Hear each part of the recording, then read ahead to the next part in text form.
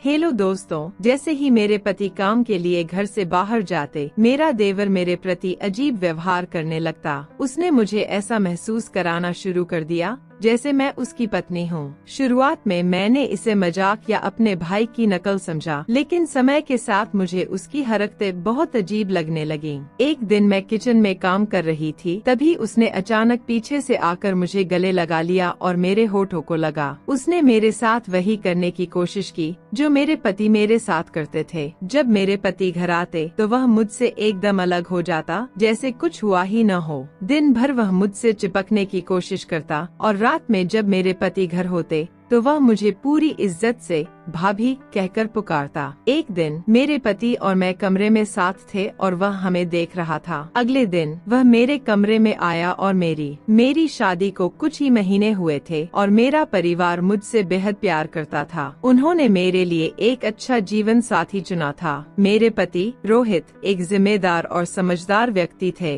वे अपने काम और परिवार के बीच अच्छी तरह संतुलन बना लेते थे। हमारी शादीशुदा जिंदगी सुखी थी और मुझे कोई शिकायत नहीं थी। लेकिन कुछ समय बाद मैंने अपने देवर अभिषेक के व्यवहार में एक अजीब सा बदलाव महसूस किया। शुरू में मैंने इसे हल्के में लिया और मजाक समझा, क्योंकि अभिषेक उम्र में मुझसे कुछ साल ही छोटा था और घर में हमेशा हंसी मजाक करके माहौल को खुशनुमा बनाए रखता था। लेकिन धीरे धीरे उसकी बातें और हंसी मजाक ने एक अजीब मोड़ लेना शुरू कर दिया। जब भी रोहित काम के सिलसिले में घर से बाहर होते, अभिषेक का रवैया बदल जाता। वह मुझसे ऐसे बर्ताव करने लगता जैसे मैं उसकी पत्नी हूँ। पहले पल मैंने इसे नजरअंदाज किया, यह सोचकर कि शायद वह मजाक कर रहा है या अपने बड़े भाई की नकल उतारने की कोशिश कर रहा है। लेकिन वक्त के साथ अभिषेक की नजरों और बातों से मुझे असहजता महसूस होने लगी। उसकी हरकतें अब मजाक नहीं रहीं, बल्कि मेरे आत्मसम्मान और मानसिक शांति पर भारी पड़ने लगीं। अभिषेक का मेरे करीब आना, उसकी निगाहें और उसका अलग अलग तरीकों से मेरे साथ पेश आना, सब कुछ मुझे परेशान करने लगा था। जब रोहित घर पर नहीं होते तो अभिषेक का यह व्यवहार और बढ़ जाता था। मैं अंदर से टूटने लगी थी, क्योंकि मुझे समझ नहीं आ रहा था कि मैं क्या करूं। मैं कई बार सोचती कि यह सब रोहित को बता दूं, लेकिन हर बार मेरे मन में डर बैठ जाता। मुझे लगता था कि कहीं रोहित मुझ पर ही शक न कर ले या फिर मेरे कहने पर उनका अपने भाई से रिश्ता बिगड़ न जाए। माँ ने हमेशा कहा था कि एक औरत खुद ही मर्द के दिल में शक पैदा करती है, और मैं किसी भी कीमत पर रोहित के मन में शक का बीज नहीं बोना चाहती थी। मैंने अभिषेक को कई बार समझाया कि वह यह सब बंद कर दे, लेकिन वह हर बार मेरी बातों को मजाक में उड़ा देता। उसके अनुसार यह सब केवल मजाक था, लेकिन मेरे लिए यह अब असहनीय हो चुका था। घर के बाकी लोग इस बात से अनजान थे और मैं भी इस मामले को किसी के सामने लाना नहीं चाहती थी। दिन के वक्त अभिषेक का मेरे साथ नजदीकी बढ़ाना और रात में रोहित के सामने बिल्कुल बदल जाना, यह दोहरा रवैया मुझे उलझन में डाल रहा था। दिन ब दिन यह संघर्ष मेरे लिए और गहरा होता जा रहा था और मुझे समझ नहीं आ रहा था कि मैं क्या कदम उठाऊं। अभिषेक का यह बर्ताव मेरे आत्मसम्मान और मानसिक शांति को पूरी तरह से झकझोर चुका था। मेरी स्थिति ऐसी हो गई थी कि मुझे लगने लगा था कि मैं एक दोहरे जीवन का हिस्सा बन गई हूँ। एक तरफ रोहित की पत्नी के रूप में मुझे उनका प्यार और सम्मान मिलता था, और दूसरी तरफ अभिषेक की नजरों में मैं सिर्फ एक वस्तु बनकर रह गई थी। अब मुझे समझ नहीं आ रहा था कि इस उलझन से कैसे निकलूं। मैंने कई बार रोहित से इस बारे में बात करने की कोशिश की, लेकिन हर बार मेरे शब्द रुक जाते थे। मुझे डर था कि कहीं रोहित मुझ पर से भरोसा न खो दे। उनके परिवार के प्रति उनकी सोच बहुत साफ थी और वे सभी का बहुत सम्मान करते थे। मुझे डर था कि अगर मैंने यह सब बताया तो उनका यह विश्वास टूट सकता है। इसी दौरान मैं खुद से भी लड़ाई लड़ रही थी। कभी कभी मुझे लगता था कि शायद मैं ही गलत सोच रही हूँ, या शायद मैं किसी ऐसी चीज को बढ़ा चढ़ाकर देख रही हूँ जो उतनी बड़ी नहीं है। क्या वाकई अभिषेक का व्यवहार इतना गलत है, या फिर मैं ही इसे ज्यादा तूल दे रही हूँ? लेकिन दिल के किसी कोने में मुझे पता था कि जो हो रहा है वह सही नहीं है। आज उसने अपनी बदतमीजी की हदें पार कर दी थी। मैं किचन में चुपचाप काम कर रही थी और वो पीछे से आकर मुझे गले लगाने की कोशिश करने लगा, मेरे साथ बेहुदा हरकतें करने लगा। मेरा बस नहीं चल रहा था कि उसके मुंह पर जोरदार थप्पड़ मार दूं, लेकिन वो मेरे पति का सबसे पसंदीदा भाई था। रोहित उससे बहुत प्यार करता था। कई बार मुझे लगता था कि उसका भाई साइको है, लेकिन मैं खामोश रहती क्योंकि रोहित हमेशा कहता था, मनीषा तुम मेरे भाई का ध्यान रखना। इस वजह से मैं उसकी शिकायत भी नहीं कर पाती थी। जैसे ही आज उसने मुझे पीछे से पकड़ने और चूमने की कोशिश की, मैंने मुड़कर उसके मुंह पर एक थप्पड़ जड़ दिया। मुझसे अब यह सब बर्दाश्त नहीं हो रहा था। यह घर है, इसका यह व्यवहार बेहद शर्मनाक था। थप्पड़ खाने के बाद वो बिल्कुल बच्चों की तरह कहने लगा, आपने मुझे थप्पड़ क्यों मारा? मैं तो बस तुम्हें प्यार करना चाहता था। तुम बदतमीजी कर रही हो। भाई को आने दो, मैं सब कुछ बता दूंगा। मैं कुछ समझ नहीं पा रही थी, बस उसे देखती रह गई। वो मुझे धमकाते हुए घर से बाहर चला गया। एक रसोई में शून्य सी खड़ी रह गई। मेरे शरीर से जैसे सारी ताकत चली गई थी। हाथ पैर कांप रहे थे। मुझे इस बात का डर सता रहा था कि उसका भाई से रिश्ता बहुत गहरा है और वो मेरे पति के सामने कुछ भी कह सकता है। मुझे यह भी डर था कि कहीं वो हमारी शादी में दरार न डाल दे। उसका प्रभाव इतना था कि वो मेरे पति को मुझसे तलाक दिलवा सकता था। मैं बहुत परेशान थी। हॉल में अकेली बैठी रही। मन ही मन चाहती थी कि उसे जान से मार दूं, क्योंकि रोज रोज का यह तमाशा मुझसे बर्दाश्त नहीं हो रहा था। कभी वो मुझे गलत तरीके से छूने की कोशिश करता, कभी हाथ पर हाथ रख देता, कभी गले लगाने की कोशिश करता, और जब मैं उसे रोकती तो वो मुझे धमकी देता कि वो मेरे पति को सब बता देगा। आज मैं रोहित के घर आने का बेसब्री से इंतजार कर रही थी। मैं चाहती थी कि उससे पहले मैं सब कुछ रोहित को बता दूं, लेकिन रोहित आज घर आने का नाम ही नहीं ले रहा था। इस परेशानी में कब रात के 11 बज गए मुझे पता ही नहीं चला। घर का काम भी वैसे का वैसा ही पड़ा हुआ था। मुझे इतनी घबराहट हो रही थी कि मैं कुछ भी नहीं कर पा रही थी। मेरा देवर भी दिन भर घर में नहीं था, जिससे और भी टेंशन हो रही थी। आखिर वो कहाँ चला गया था? वरना तो वो हमेशा मेरे आसपास ही मंडराता रहता था। रात में जैसे ही रोहित घर आए और घर की हालत देखी तो वे हैरान रह गए। घर हमेशा साफ सुथरा रहता था और आज इस हाल में देखकर वे नाराजगी से बोले, मनीषा ये सब क्या है? घर का ये हाल क्यों है? तुमने सफाई क्यों नहीं की? मैंने उन्हें देखा और घबराई हुई आवाज में कहा, अगर आपका भाई मुझे परेशान न करे तो मैं कुछ करूँ ना। उसने मुझे पूरी तरह से परेशान कर दिया है। उस दिन मेरी आवाज में गहरी उदासी थी। वह मुझे रोता हुआ महसूस करके तुरंत मेरे पास आए और मुझे थामते हुए बोले, क्या हुआ? तुम्हारी तबीयत तो ठीक है ना? और अभिषेक कहाँ है? वह भी कहीं नजर नहीं आ रहा है। सब ठीक तो है ना? वह पूरी तरह से अपने भाई की चिंता में डूबे हुए थे। मैंने उनकी तरफ देखा और धीरे से कहा, मैं थक चुकी हूँ आपकी शादी करके। जब से मैं ससुराल आई हूँ, आपके भाई ने मुझे बहुत परेशान किया है। अब और सहन नहीं कर सकती। मेरे आंसू रुकने का नाम नहीं ले रहे थे, मानो सैलाब बह रहा हो। वह मेरा हाथ पकड़कर बोले, मुझे क्यों तड़पा रही हो? बताओ सारा दिन घर में क्या हुआ जो तुम इस तरह से रो रही हो? और अभिषेक कहाँ है?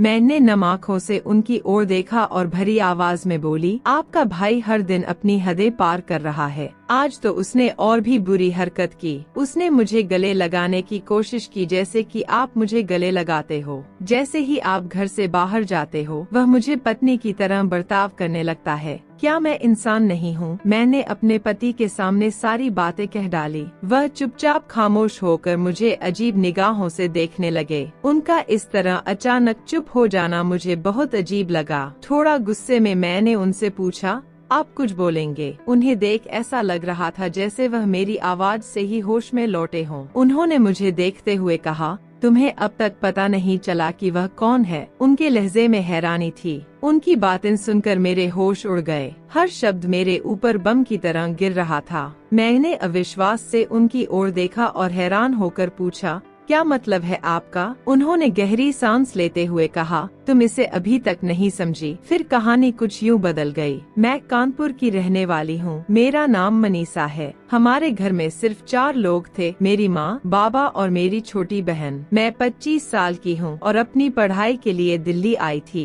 दिल्ली में मैं एक यूनिवर्सिटी में पढ़ती थी, लेकिन मेरा किसी से ज्यादा मेलजोल नहीं था। मेरा ज्यादा समय पढ़ाई में ही बीतता था। मैं बहुत ही अकेली रहने वाली लड़की थी, जिसे दोस्ती करने में रुचि नहीं थी। बहुत सी लड़कियों ने मुझसे दोस्ती करने की कोशिश की, लेकिन मैंने किसी को पास नहीं आने दिया। मुझे अपनी कंपनी में ही सुकून मिलता था। यहाँ तक कि मेरे घर वालों से भी मेरी ज्यादा बातचीत नहीं होती थी। मेरी छोटी बहन अक्सर मुझसे बातें करने की कोशिश करती थी, लेकिन मैं हमेशा खुद में ही डूबी रहती थी। जब मैंने दिल्ली में पढ़ाई के लिए जाने का फैसला किया, तो मेरे परिवार को मेरी चिंता सताने लगी, लेकिन उन्होंने मेरे फैसले का समर्थन किया। दिल्ली में पहुंचने के बाद मुझे एक नए संसार का अनुभव हुआ। यूनिवर्सिटी का माहौल जीवंत और विविध था। वहाँ कई लड़कियों ने मुझसे दोस्ती करने की कोशिश की, लेकिन मैंने किसी से ज्यादा मेलजोल नहीं बढ़ाया। मुझे हमेशा अकेले रहना पसंद था और यही मेरे जीवन का सबसे सुकून भरा समय था। समय के साथ लड़कियों ने मुझसे दोस्ती करने की कोशिश भी छोड़ दी थी और यह मेरे लिए एक राहत की बात थी। मैं अपनी किताबों और विचारों में ही खोई रहती थी। किसी के साथ जुड़ना मुझे अपनी दुनिया छोड़ने जैसा लगता था और मैंने धीरे धीरे अपने अकेलेपन को पूरी तरह से अपना लिया था।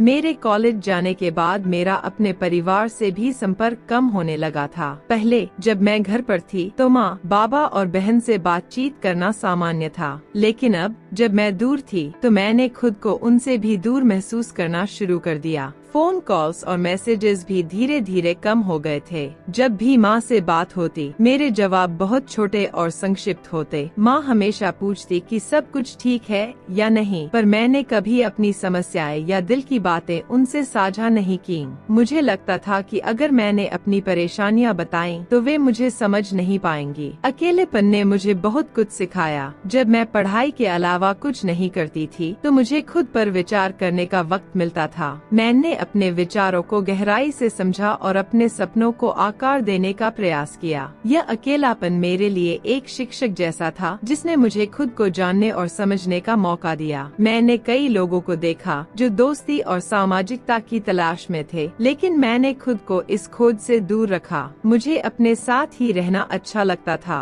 हॉस्टल में रहते हुए मैं अपनी पढ़ाई में मग्न थी। उन्हीं दिनों कुछ नए स्टूडेंट्स हमारी क्लास में आए और उनमें से एक मेरे होने वाले पति थे। उन्हें देखते ही मुझे अजीब सा एहसास हुआ। दिल चाहा कि उनके पास जाकर बात करूं, लेकिन अपने स्वभाव के कारण मैं अपनी जगह पर ही बैठी रही। वह बेहद आकर्षक थे और क्लास की कई लड़कियां उनकी तरफ खिंची चली जाती थीं, लेकिन मैंने खुद को दूर रखा। मैं खुद भी दिखने में सुंदर थी। मेरी बड़ी बड़ी आँखें और गोरा चेहरा लोगों का ध्यान आकर्षित करता था। मेरे पति को भी यही बात सबसे ज्यादा पसंद आई कि मैं किसी लड़के से बात नहीं करती थी। धीरे धीरे उन्होंने मुझ में दिलचस्पी लेनी शुरू कर दी। वे बहाने से कभी नोट्स मांगते, कभी कॉपी। मुझे एहसास होने लगा कि वह मुझसे ज्यादा बातचीत करने की कोशिश कर रहे हैं, लेकिन मैंने कभी कोई पहल नहीं की। दिन बीतते गए और क्लास के आखिरी दिन आ गए। अब वे मेरे पास आकर बैठने लगे थे। हल्की फुल्की बातें होने लगी और यहीं से हमारी दोस्ती की शुरुआत हुई। यह मेरी जिंदगी का पहला दोस्त था, क्योंकि इससे पहले मैंने कभी किसी से खुलकर बात नहीं की थी। मुझे नहीं पता था कि यह दोस्ती कब मोहब्बत में बदल गई। शायद हम दोनों के दिल में एक दूसरे के लिए समान भावनाएं थी और इसी कारण हम दोनों ने एक दूसरे से मोहब्बत का इजहार कर दिया। क्लास खत्म होने के बाद मुझे अपने शहर वापस लौटना था, लेकिन हम दोनों के दिल भारी थे। न मैं वहाँ जाना चाहती थी और न ही वह मुझे वहाँ से जाने देना चाहते थे।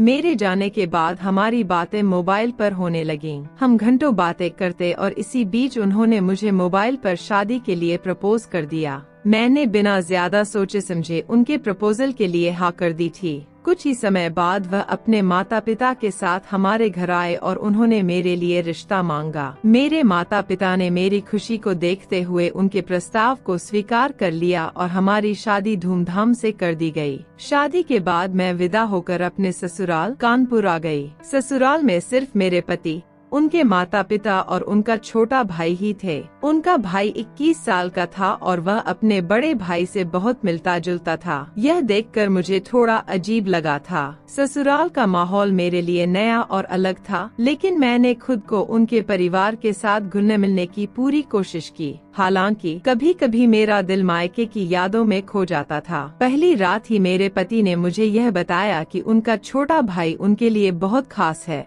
और वह उसे अपने बच्चे की तरह मानते हैं। उन्होंने मुझे साफ तौर पर कहा कि उनके भाई का बहुत ध्यान रखना होगा क्योंकि वह उनके लिए सबसे महत्वपूर्ण है और अब मेरे लिए भी। मेरे मन में यह बात बैठ गई थी कि मेरे पति के लिए उनका भाई कितना मायने रखता है, इसलिए मैंने भी उसका बहुत ध्यान रखना शुरू कर दिया। शुरू में सब कुछ अच्छा चल रहा था। उनका भाई मुझे बहुत इज्जत देता था, हमेशा नजरें झुकाकर बात करता और मैं भी उसके लिए माँ जैसा ख्याल रखती थी। लेकिन धीरे धीरे उसकी हरकतें बदलने लगीं। वह मुझसे ज्यादा खुलकर बात करने लगा और यह सब मुझे अजीब लगने लगा। कभी कभार जब मैं नजरअंदाज करती तो उसने मेरे साथ और भी बेतुके व्यवहार करने शुरू कर दिए। मेरे पति के जाते ही वह मेरे साथ वैसे ही बर्ताव करने लगता जैसे मेरे पति करते थे। जब मैंने उसे टोका तो उसने यह कहकर टाल दिया कि मैं उसकी दोस्त भी हूँ। मैंने सोचा कि शायद मैं कुछ ज्यादा सोच रही हूँ और इस बात को नजरअंदाज कर दिया।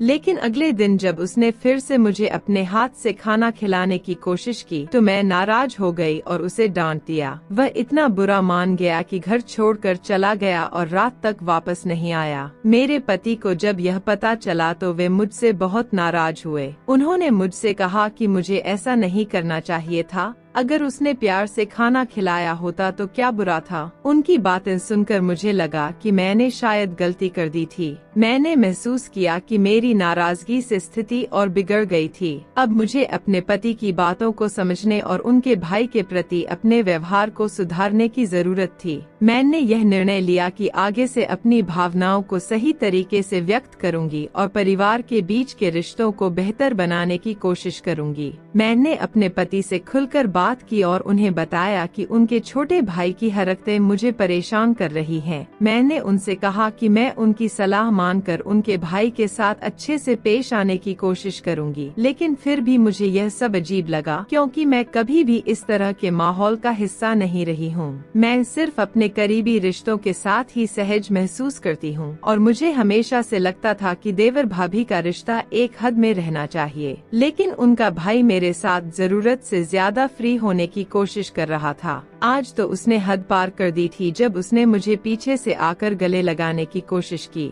यह बर्दाश्त के बाहर था, इसलिए मैंने तुरंत पलटकर उसे एक जोरदार थप्पड़ मार दिया। वह बहुत आहत हुआ और मुझे कुछ बातें कहकर घर से बाहर चला गया। मुझे अपने पति से बात करने का डर भी लग रहा था, लेकिन मैं ठान चुकी थी कि आज सारा सच बताकर रहूंगी। जैसे ही मेरे पति घर आए, मैंने बिना कोई समय गवाए उन्हें सब कुछ बता दिया, कैसे उनके भाई ने मेरे साथ बदतमीजी की। मेरी बात सुनकर वे बहुत हैरान रह गए। उन्होंने कहा कि उनका भाई बीमार है, उसका मानसिक संतुलन ठीक नहीं है और वह हर समय मेरी नकल करने की कोशिश करता है। उन्होंने बताया कि उसने मुझे और उन्हें एक बार एक निजी पल में देख लिया था, इसलिए वह मुझे अपनी बीवी समझने लगा है। मेरी हालत तो और बिगड़ गई यह सुनकर। मैंने कहा, अगर वह बीमार है तो उसका इलाज क्यों नहीं कराते? क्या मुझे उसकी बदतमीजी बर्दाश्त करनी चाहिए सिर्फ इसलिए कि वह मानसिक रूप से कमजोर है? मैंने साफ कहा, वह मेरे लिए एक गैर मर्द है और मुझे उसकी हरकतें बिल्कुल बर्दाश्त नहीं है। आप उसकी बीमारी का इलाज कराएं और उसे सही गलत का फर्क समझाएं। मेरी बात सुनकर मेरे पति मुझ पर ही गुस्सा करने लगे। वह तो बीमार है, उसे क्या पता, वह सिर्फ मेरी नकल करता है, उसकी समझ बच्चों जैसी है। मैंने जवाब दिया, वह चाहे कितना भी नासमझ हो, लेकिन एक जवान मर्द है, उसके जज्बात भड़क सकते हैं। मैं समझदार हूँ और मुझे यह सब बर्दाश्त नहीं होगा। आपको इस बारे में गंभीरता से सोचना चाहिए। उसे सही मार्गदर्शन की जरूरत है, वरना वह और गलतियाँ करेगा। मेरी ये बातें सुनकर मेरे पति को अपनी गलती का एहसास हुआ और वे चुप हो गए।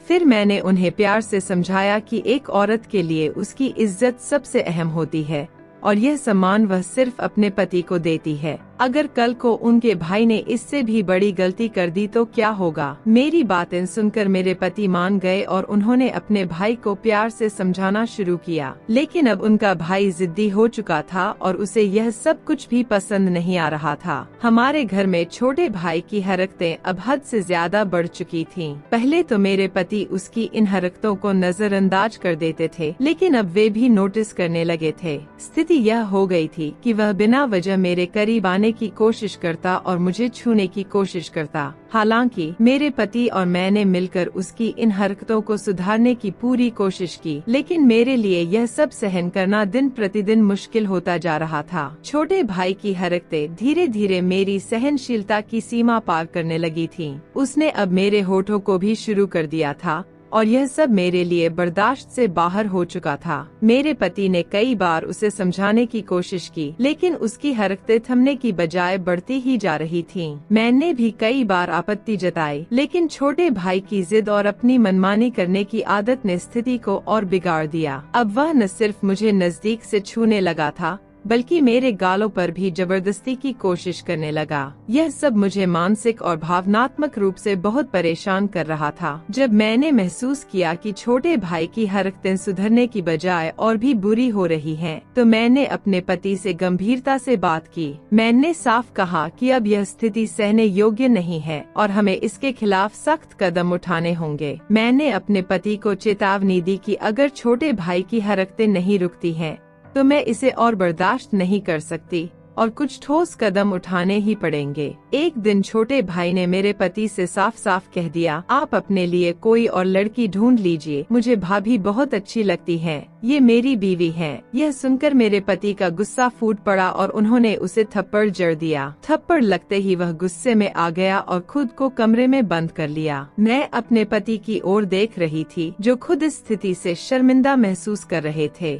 थोड़ी देर बाद मेरे पति ने अपने भाई का दरवाजा खोला, उससे माफी मांगी और फिर से उसे समझाने लगे। आखिरकार हमने यह निर्णय लिया कि अब उसे हॉस्पिटल में एडमिट करवाना जरूरी है, ताकि उसका सही इलाज हो सके। जब हम उसे डॉक्टर के पास ले गए और सारी हकीकत डॉक्टर को बताई, तो डॉक्टर ने बताया कि कुछ बच्चे अपनी उम्र से 5 या 6 साल पीछे होते हैं। हालांकि उसकी उम्र लगभग 22 साल है, लेकिन उसका मानसिक विकास अभी भी उस उम्र का नहीं है। यह एक ऐसी अवस्था है जहां उसके शरीर में कई बदलाव हो रहे हैं, जैसे आम इंसानों में होते हैं। ऐसे बच्चों को बहुत अधिक देखभाल और समझ की जरूरत होती है। जैसे कि बता रहे हैं कि वह बहुत जिद्दी हो चुका था। उसकी जिद इतनी बढ़ गई थी कि अगर उसकी हर बात पूरी नहीं की जाती, तो वह गुस्से में आकर खुद को या दूसरों को नुकसान पहुंचाने से भी नहीं चूकता। ऐसा इसलिए भी था क्योंकि उसे समझाने या उसकी देखभाल करने में कहीं न कहीं कमी रह गई थी। आसपास के लोग भी कभी कभी उसकी भावनाओं को समझने की बजाय उसका मजाक उड़ाते थे, जिससे उसका गुस्सा और बढ़ जाता था। मेरे पति का छोटा भाई भी कुछ ऐसा ही था। वह मानसिक और शारीरिक रूप से कमजोर था, जिससे वह अपनी उम्र से 4-5 साल पीछे था। उसका गुस्सा और अजीब व्यवहार हमें परेशान कर रहा था।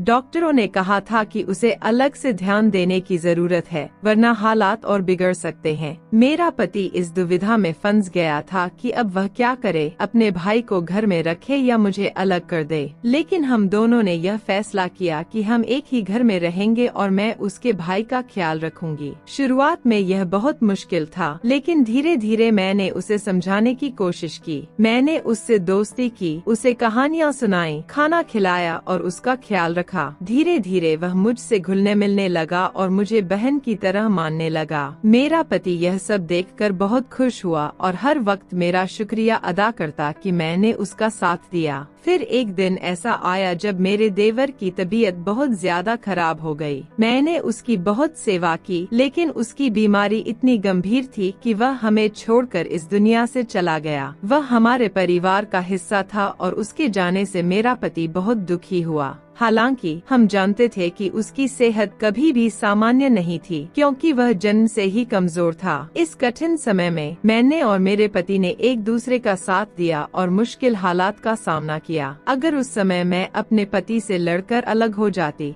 तो शायद हमारे रिश्ते में दरार आ जाती। लेकिन मैंने धैर्य से काम लिया और हमारे रिश्ते को और मजबूत किया। मैं ईश्वर का धन्यवाद करती हूँ कि उसने मुझे हिम्मत दी और सही समय पर सही फैसला लेने का मौका दिया।